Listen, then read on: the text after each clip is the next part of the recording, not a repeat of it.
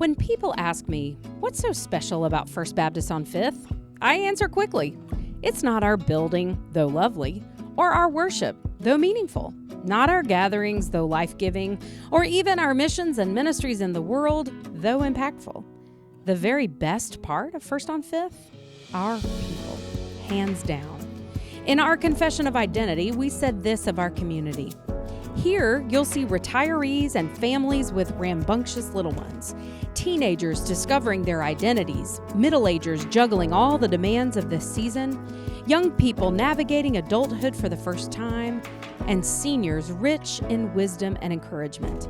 You can read our fiery op-eds in the paper, pass us moving about on the city streets, see us building ramps for the underserved, catch us finding beauty in our gardens and on hiking trails, and experience us taking delight in the world. At the core of our community, we are folks who love each other well. And at the core of our life together, we share in meaningful conversation about what it means to live and love in this world. That's what you'll hear and who you'll hear from in our new podcast series called Life Together. Each episode will be hosted by one of our ministers and will feature a conversation with one or two or even several of our beloved church members. They'll answer a handful of questions about their story, about objects or artifacts that represent their journey, about questions or doubts they wrestle with, and why they are a member, and finally, what gives them hope. As you listen to their wisdom and laughter, their audacious hope and abundant love, I trust you'll be as inspired and moved as I am on the regular.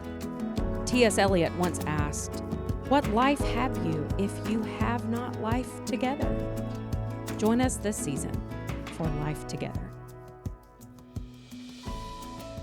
John and Nancy Baxley, welcome to our very first ever recorded Life Together podcast. We're so grateful for the two of you for saying yes, for being the guinea pigs for this here podcast. And it is such a delight to spend some time with you this afternoon and welcome you to this space, although you need no introduction.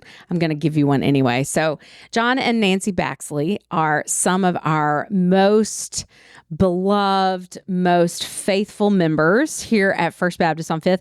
They have been here 45 years. John is from Blackville, South Carolina, and among his many talents and life situations, worked for 36 years as a math professor at Wake Forest. I won't tell you how bad my math grades were when I was in college. Nancy helped to raise her beautiful kids and then worked for 16 years as an elementary school teacher, and is from Atlanta, from the big city of Atlanta. They have two wonderful kids, Paul and Katie, along with their families, their spouses, and 6 grandchildren who are the delights of their life. And we love hearing about their grandchildren. And before we started our podcast, I was telling Ryan about how I got to know Nancy initially. So Nancy was my very first ever contact with First Baptist Church on 5th. So what is today? Mid-August, 10 years ago this month, when Nancy was on the search committee, the pastor search committee, who reached out to me and asked if I would be willing to be considered. And I laughed, thinking at the time I fit a profile of who not to call as a pastor. I was young and very female and never been a pastor, was serving a progressive church. And I had just found out a few days prior I was pregnant with my daughter, Annabelle. So Nancy was so wonderful, and getting to know her made me feel very confident that if the rest of this wonderful church is anything like Nancy Baxley, we are going to be in good hands. So it is a delight to get to talk with you all about your life. And the way we'll do this on our Life Together podcast, I have 5 questions that I'll ask you, and you all just answer them however you feel fit, however you see fit. But these are intended to get to know you better and for you all to share a bit of your story. So my first question is, tell us your story, particularly the people, places, or season of your life that have most powerfully shaped, for good or ill, your understanding of God and self. I think first, my mom probably was the most important person that led me to church. We didn't talk about it. I just knew that that's what we did on Sunday morning. And we went, and it was impressive to me that my mom went and my dad never went. My dad, I have to admit, said they were just a bunch of hypocrites down there and he would rather stay in bed. But my mom saw that I was always at First Baptist Church in Atlanta.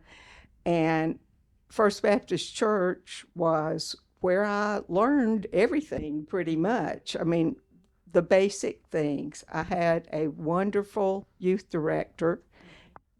Jane Carter was her name, and she loved me. And in fact, she even made sure I met John. I don't know if she knew. I don't know what was behind her, but she taught me by modeling and by teaching that it was being a Christian was more than just not going to hell, which I had been taught pretty much from the pulpit. I mean, you were a Christian, so you wouldn't burn. And that's kind of scary to a little girl. Yeah. And so I made sure that wasn't going to happen to me. But then Jane helped me so much learn really what it was to be.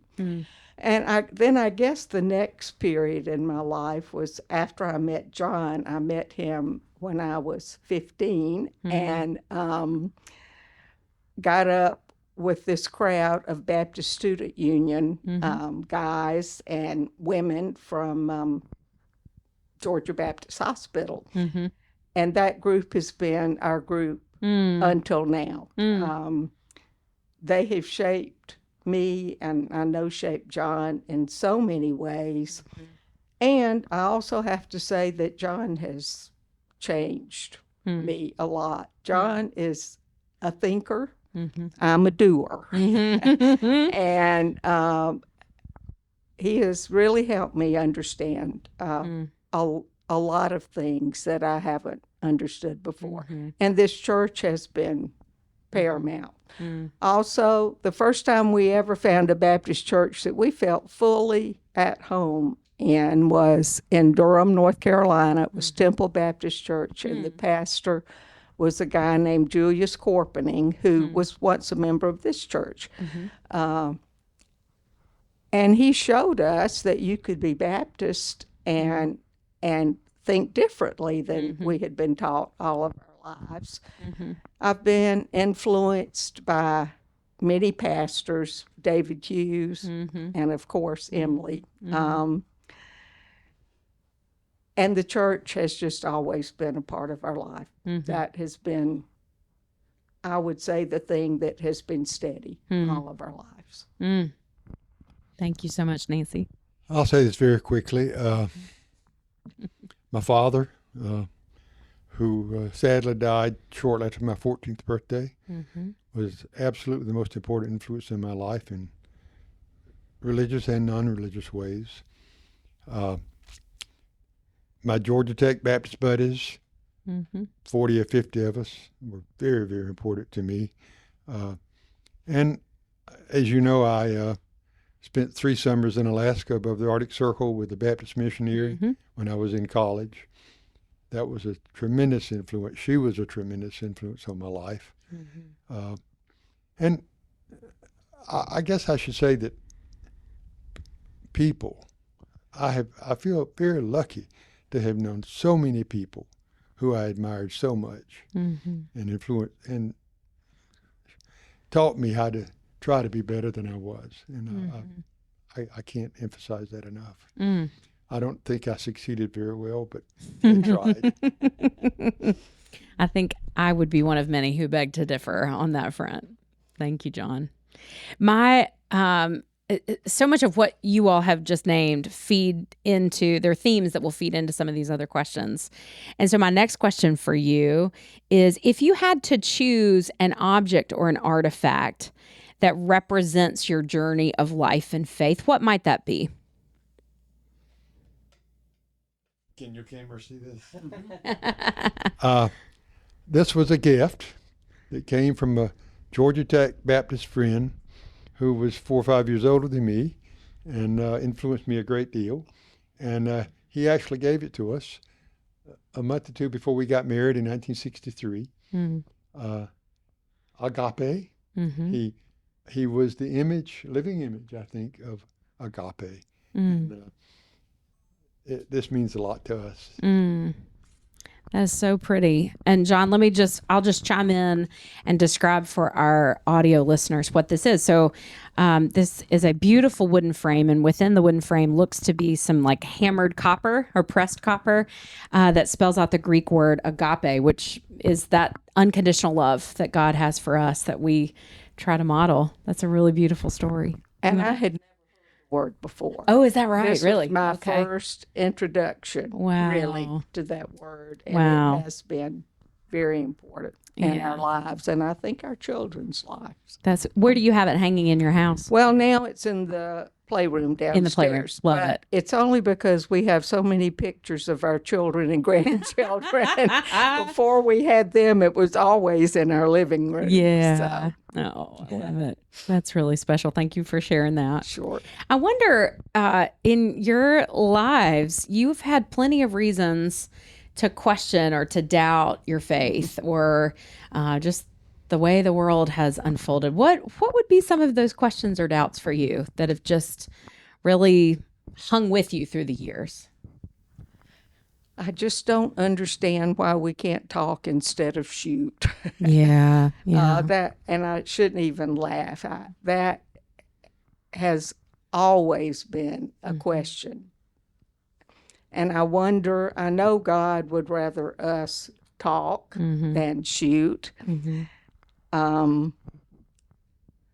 I know God could take care of that if God saw fit, but I think the way I've somewhat resolved that is that we're supposed to be resolving that, and until we can do that, it's really up to us. So the other thing that's always bothered me somewhat is all the churches say everybody is welcome. And that is just not true in many, many, many churches. And I am so grateful it is true in our church now. We mean it when we say that.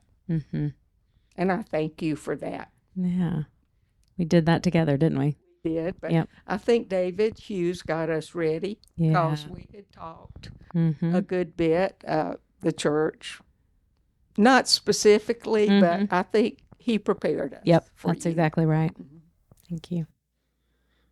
What about you, John? I think in the Baptist tradition I grew up in, it always bothered me, even when I was little, that it seemed like people thought they knew the right answers to so many questions. It was the church knew everything God thought and had all of God's answers for every question. And somehow you were supposed to believe that. You wouldn't go to heaven when you died. And I couldn't understand how people thought they knew so much. And as my life has progressed, I know less and less. Right. I've given up, completely given up now, knowing things there's no way to know. Right. I can have opinions, I can have hopes, but whatever happens is in God's hands. I don't have any control over it, and I don't need to try to act like I do. Yeah. So I think I said some years ago that in my older age, when I'd given up most of the convictions that I had about what heaven was like, or what was going to happen when we died, or exactly what Jesus died for, those kind of things. What I had not given up was I really believe in incarnation. And I think I don't believe in incarnation because the Bible says so. I believe in incarnation. I believe in the big incarnation because I've known so many smaller incarnations. So many people who've been so good to me were incarnations. They were God's presence for me. And if they could be God's presence, certainly Jesus could be God's presence. I mean, that's all I can say about that. I don't have very many things. If you ask me, I have very few things that I'll say with assurance. This is the way it is. Yeah. I've always appreciated that about you, John. You have such a curiosity about just the world and life and faith, and the number of times after worship service where you would come up to me and quote a 15th century French philosopher or someone you've just read. I mean, you are such a model for me and so many of lifelong curiosity and what it means to continually be a student and to never feel as if you have it all figured out and stop asking. And I'm so grateful for your witness in that way.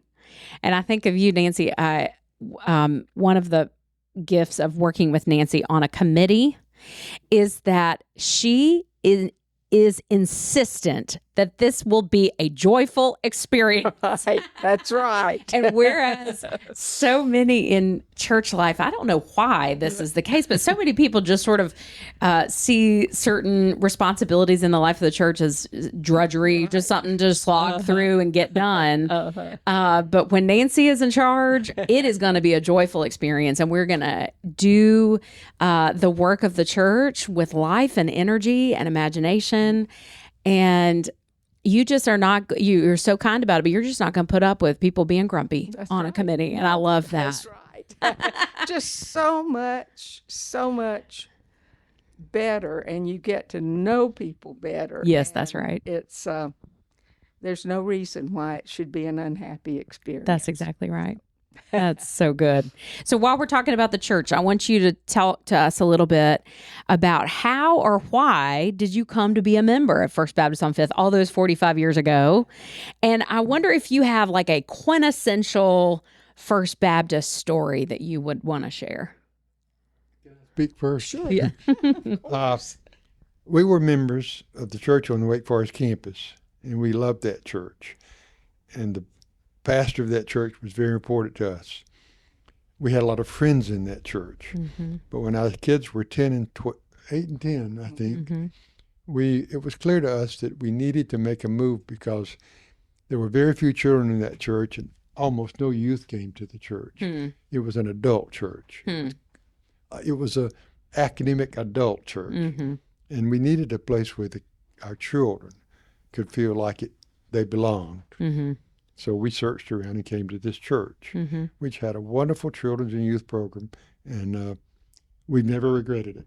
And our thought was, when we came, that when the children grew up, we'd go back, we would leave. But by the time the children grew up, there were too many people here who were too important to us. We couldn't leave. What was the other question? Yeah, like a quintessential story, like a classic story. I'll let Nancy talk. Okay. I was going to let you talk on that one. I think it was really interesting when we first came here. We had, at least I had, and I think John did too, wonderful role models. There were powerful women that I did not want to cross, but I learned things, both how to do things and how not to do things from being around those wonderful women. But I learned from them that you did whatever you were asked to do in church. I mean, pretty much. And the best example I can think of that is when we came to church on Easter Sunday morning and saw on the steps Wava Howard sweeping the steps in her white Easter suit Oh my with her gosh. pretty hat on. Oh my goodness. But she was going to make sure her church was appropriately clean if she had to do it herself. And that was the way those women were. And that really made an impression on me. I was young. I even had red hair then.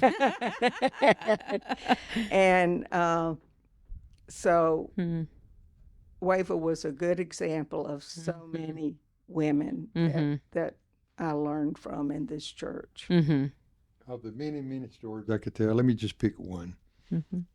One of the people, recently we've had the death of Ann Ryder, whose husband was Gene.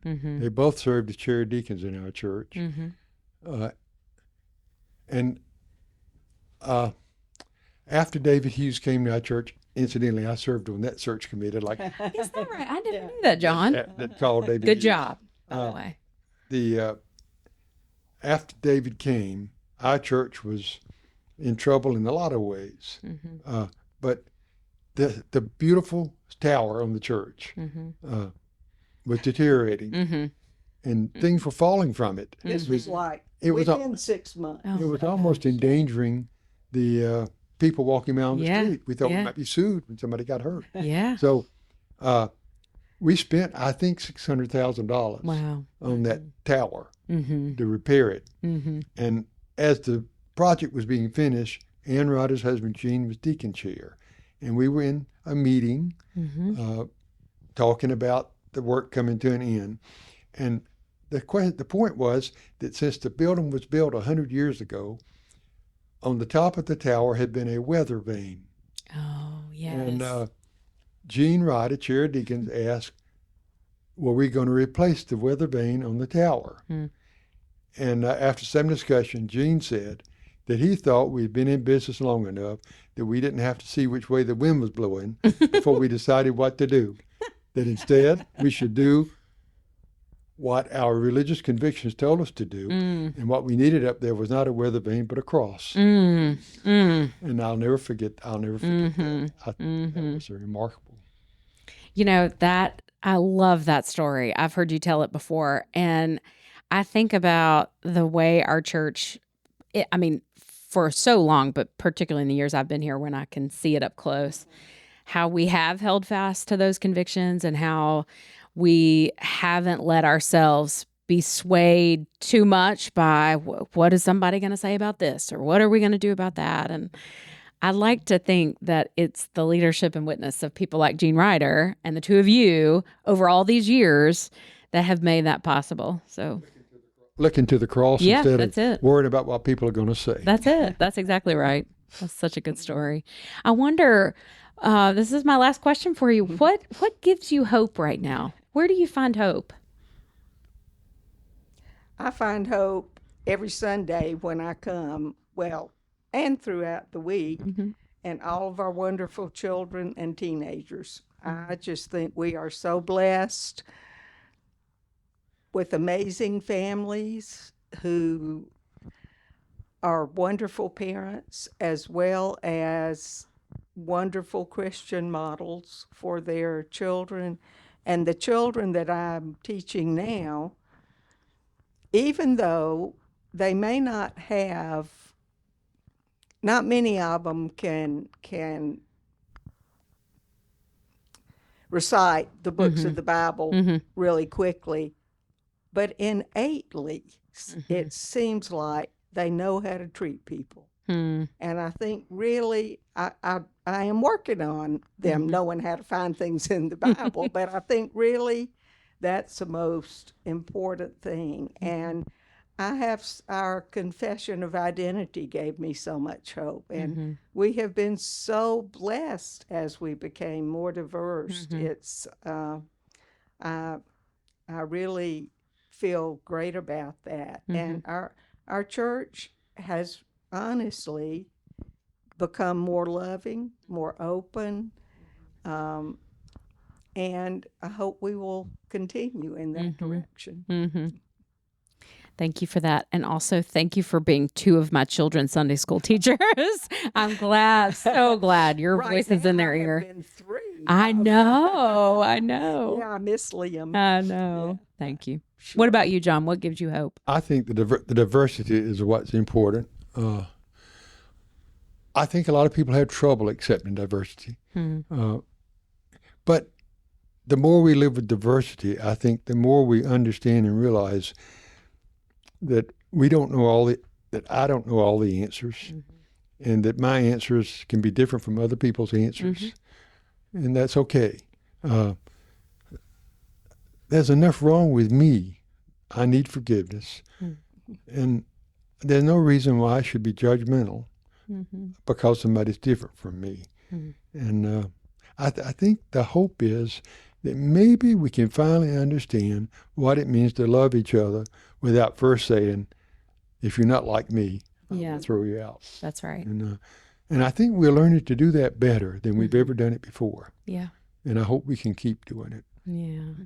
So, John and Nancy, as we wrap up, is there anything else you want to add to our conversation today?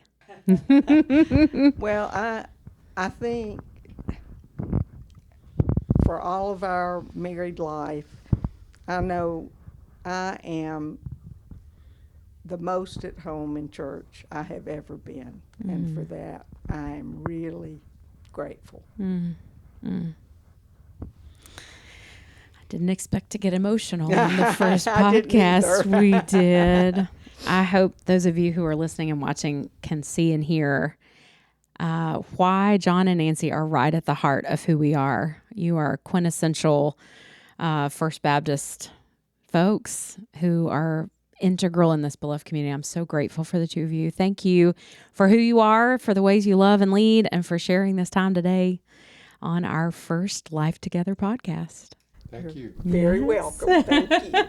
Thank you. And that's all for today.